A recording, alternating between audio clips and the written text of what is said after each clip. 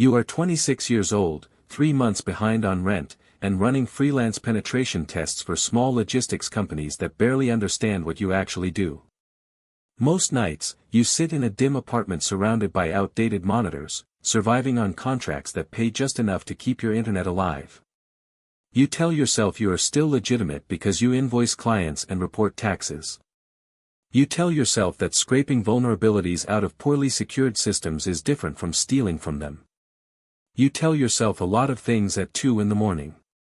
Then a banking network in Panama goes offline for exactly 11 minutes. You notice it because one of your clients uses the same regional payment processor. Their warehouse software crashes during an overnight reconciliation batch, and your phone lights up with frantic messages from a manager who thinks he's losing inventory records. You log in remotely expecting another ransomware infection. Instead, you find routing traffic being redirected through infrastructure you recognize from an old darknet forum tied to Eastern European laundering operations. Someone is siphoning transaction verification keys in real time. The operation is sophisticated enough that most companies affected will never even realize they were compromised. Tiny discrepancies. Delayed confirmations. Invisible skimming spread across thousands of transactions. Whoever built it understands banking architecture better than most governments. You should disconnect. You should report what you found anonymously and move on. Instead, you trace it. 4 hours later, you identify the command server routing the operation through a shipping company in Malta. 2 hours after that, you gain access to the administrator backend. And then you realize the people behind the attack are currently robbing 3 cartel-controlled laundering networks at the same time. Not banks. Cartels. You disconnect instantly. You wipe your logs. You shut down your workstation and sit in silence staring at the wall because you understand exactly what happens when organizations like these think someone interfered with their money. Then your phone rings. Unknown number. You answer carefully. A calm male voice asks why you entered their system. No anger. No shouting. Just directness. You hang up immediately. The phone rings again. This time the voice tells you your apartment building was quietly purchased through a shell corporation tied to a holding company in Guadalajara. He knows your floor. He knows your unit. He knows exactly how long it would take 2 men downstairs to reach your door. Then he tells you something worse. They know you didn't steal anything. You closed the vulnerability after you found it, he says. Why? You hesitate before answering. Because someone else was already stealing from you. Silence follows. Then the voice returns. You understand systems, he says. That is useful. The line disconnects.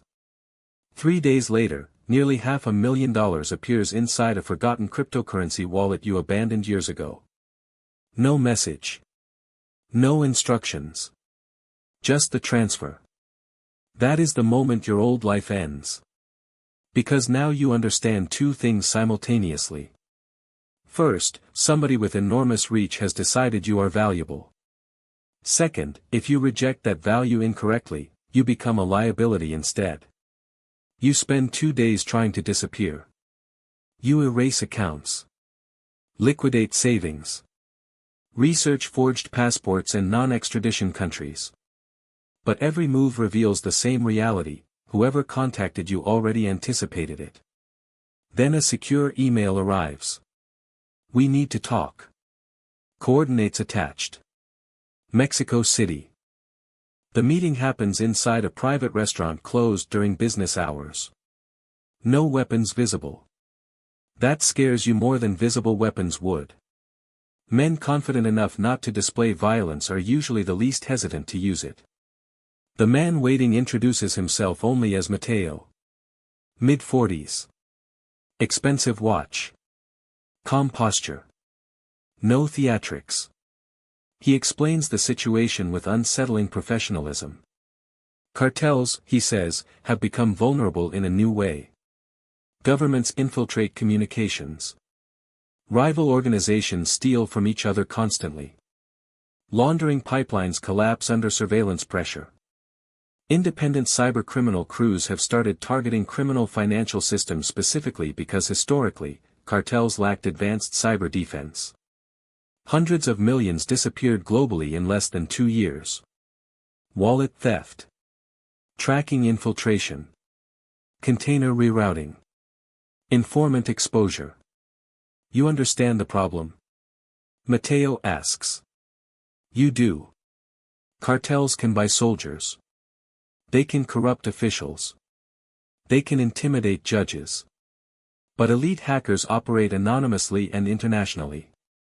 Fear means nothing if nobody can find you. We need someone trusted, Matteo says. That word stands out immediately. Trusted. Not employed. Not owned. Trusted. Your first assignment arrives 48 hours later. A cocaine shipment moving through Rotterdam vanished after customs inspections shifted unexpectedly. Somebody leaked routing data. You are given encrypted communications, shipping manifests, and 2 days to identify the breach before retaliatory killings begin internally. You work nearly non-stop. The leak is not human. It is a compromised maritime logistics plugin purchased by freight companies globally. Hidden telemetry functions quietly copied route deviations to an external server operated by an intelligence contractor in Singapore. Nobody inside the cartel betrayed anyone. But paranoia already killed 2 men before you discovered that. That realization settles heavily into your mind. Your work does not just move money anymore. It determines who survives long enough to remain trusted. Matteo pays you $2 million. Then another organization contacts you independently. Then another. Within 18 months, you become something almost impossible, a neutral cybersecurity specialist trusted across competing criminal empires because your survival depends entirely on remaining predictable. You never steal. You never manipulate accounts. You never leverage access for blackmail. You solve problems, collect payment, and disappear again. Ironically, your survival depends on ethics. Not morality. Ethics. There is a difference. Morality would require leaving. Ethics only requires consistency. You build rules immediately because without rules, you know this world will consume you. You never hold operational data longer than necessary. You never participate directly in trafficking logistics. You never watch executions sent as warnings. You never ask what happens after exposing internal betrayal. The rules help at first. Then the scale becomes too large for rules to matter cleanly. You build secure communication systems spanning continents. You audit laundering operations moving billions annually through casinos, real estate, and commodity markets. You create deadman protocols that automatically erase records if specific operators disappear. You become rich beyond imagination. And completely unable to enjoy it. Because wealth without visibility becomes strangely hollow. You cannot explain your money. You cannot establish roots. You cannot trust relationships. Every apartment becomes temporary. Every phone disposable. Every airport potentially dangerous. You start measuring time differently. Not in years. In operations. The Brazil incident lasts 6 weeks. The Balkan restructuring lasts 4 months. The Vancouver compromise lasts nearly a year. Each operation leaves residue inside you. In Vancouver, you discover a cartel accountant secretly cooperating with investigators in exchange for immunity for his family. You identify him through transaction anomalies buried beneath thousands of communications. Matteo asks one question over a secure call. Are you certain? You hesitate before answering because you understand what certainty means here. Not termination of employment. Termination. You tell him you are 98% certain. His response comes instantly. Then find the remaining 2%. You work 36 straight hours because a man's life now depends entirely on your precision. Eventually you uncover the truth. The accountant is innocent. His assistant copied credentials after federal agents arrested her brother. You save his life accidentally through technical obsession. That should feel good. Instead, it terrifies you. Because now you understand how easily your work could justify murder with the appearance of objectivity. The worst part is how normal everything slowly becomes. You begin discussing multi-million-dollar laundering vulnerabilities over breakfast like routine office meetings. You negotiate ransomware recovery payments between violent organizations and Russian cybercriminal groups like corporate arbitration. One night in Dubai, you realize you are calmly explaining redundancy architecture to a man responsible for more deaths than most military commanders. And internally, you barely react anymore. That scares you more than the danger itself. You try leaving twice. The first time, you disappear into rural Argentina under a fabricated identity. 6 weeks later, a grocery clerk hands you a phone while you buy cigarettes. Mateo's voice asks if you are done resting. Not threatening. Almost disappointed. You return because you understand disappearing permanently would require becoming even more dangerous than the organization searching for you. The second attempt happens after Istanbul. Istanbul changes you. A secure financial node jointly used by several organizations becomes compromised by an intelligence coalition. Not police. Intelligence. Different rules entirely. 37 arrests happen across 8 countries within 3 days. Accounts freeze. Safe houses collapse. Political contacts disappear. And because panic spreads faster than facts, retaliation erupts everywhere simultaneously. People begin killing suspected informants before evidence even exists. Then Mateo disappears. No warning. No contact. Gone. For 13 days, you genuinely believe he is dead. And during those 13 days, every representative contacting you asks the same question indirectly. Which side are you on? That question reveals the truth you spent years avoiding. Neutrality only exists while powerful people find it convenient. Without Mateo acting as stabilizing architecture between organizations, you are just another asset worth capturing. You start sleeping in different locations every night. You route communications through military-grade relay chains. Every message becomes a potential trap. Then Mateo resurfaces in Casablanca with half his network destroyed and a bullet wound through his shoulder. The intelligence breach, he explains, came from someone close. Someone extremely close. He asks you to identify them. You isolate communications across 14 months searching for inconsistencies.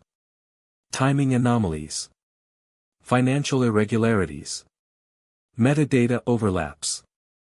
Eventually a pattern emerges around a cybersecurity consultant. Former Israeli signals intelligence. Highly paid. Extremely trusted. You spend weeks trying to disprove the theory because the implications are catastrophic. But the evidence compounds relentlessly. The consultant embedded dormant surveillance functions into shared infrastructure for over 3 years. Not for governments exactly. For private intelligence brokers selling access to whoever paid enough. Governments. Corporations. Rivals. Everyone. You present the findings to Mateo personally in Morocco. He studies the evidence silently for nearly an hour. Then he asks something unexpected. What would you do? Not what should happen. What would you do?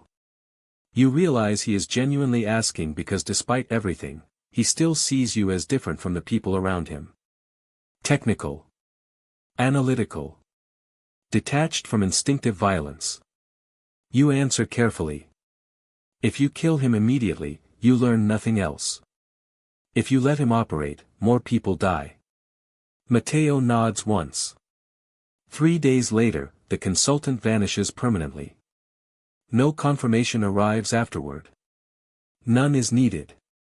You stop sleeping properly after Morocco because you finally accept the truth. You are no longer adjacent to the machine. You are part of its nervous system. And the machine keeps growing. Cryptocurrency expands operations globally. Artificial intelligence creates new surveillance risks. Governments increase financial monitoring. Cartels adapt faster than institutions because they are structurally simpler. No committees. No regulations. Decisions happen instantly. You become indispensable precisely because the world becomes more digital and more unstable simultaneously. At 36, you manage emergency cyber response systems touching operations across 22 countries. Some people think you are a myth invented collectively by different organizations. Others think you secretly work for intelligence agencies manipulating criminal networks. The truth is less dramatic and more disturbing. You keep going because stopping feels impossible now. The money stopped mattering years ago. You already possess enough hidden wealth to disappear comfortably forever if disappearing were truly possible. What keeps you inside is responsibility mixed with momentum. If you leave abruptly, less disciplined people replace you. Sloppier systems emerge. More paranoia. More mistakes. More bodies. You tell yourself maintaining stability reduces violence overall. Sometimes you even believe it. Then comes Lagos. A ransomware collective breaches financial routing infrastructure connected to several West African trafficking operations. They demand $80 million within 4 days or they expose account structures, informants, and corruption records publicly. The organizations funding you want retaliation immediately. Assassinations. Kidnappings. Mass reprisals. You argue against it. Not morally. Strategically. Most ransomware crews operate compartmentalized internationally. Violence rarely reaches the real operators. Random retaliation only escalates instability while solving nothing. Instead, you negotiate. You enter encrypted channels posing as independent arbitration. You flatter selectively. Challenge strategically. Delay constantly while your team traces infrastructure through operational mistakes hidden beneath arrogance. After 62 hours, you identify the core operators in Belarus and Vietnam. Now comes the decision. The organizations want addresses. You know exactly what addresses mean. So you compromise in the ugliest way possible. You provide technical exposure pathways instead of locations. Financial identifiers. Operational infrastructure. Enough to dismantle the ransomware network digitally without immediate physical retaliation. 3 operators disappear within a month anyway. You never learn whether governments arrested them or someone else reached them first. Eventually, you stop asking questions like that because answers become corrosive over time. Now you are 40. You operate from temporary locations rotated through layered shell identities. Entire governments unknowingly intersect with systems you designed indirectly. Billions move through architectures shaped by your decisions. You achieved something almost impossible. You became trusted by people who trust nobody. And trust in this world is more dangerous than hatred because hatred expects betrayal. Trust gives people access. Tonight, you sit alone in an apartment overlooking a city you will leave before sunrise. 3 encrypted laptops glow across the table. On one screen, financial alerts from South America. On another, intercepted chatter about a possible intelligence infiltration. On the third, a message waiting unopened from Mateo marked urgent priority. You already know opening it will change your life again. Another crisis. Another compromise. Another decision that will ripple across countries full of people who will never know your name. For a moment, you consider shutting every system down permanently. Not disappearing. Ending it. Burning identities. Destroying infrastructure. Walking away before the machine demands something from you that cannot be rationalized anymore. Then your secure phone vibrates once. Emergency authentication request. Level black.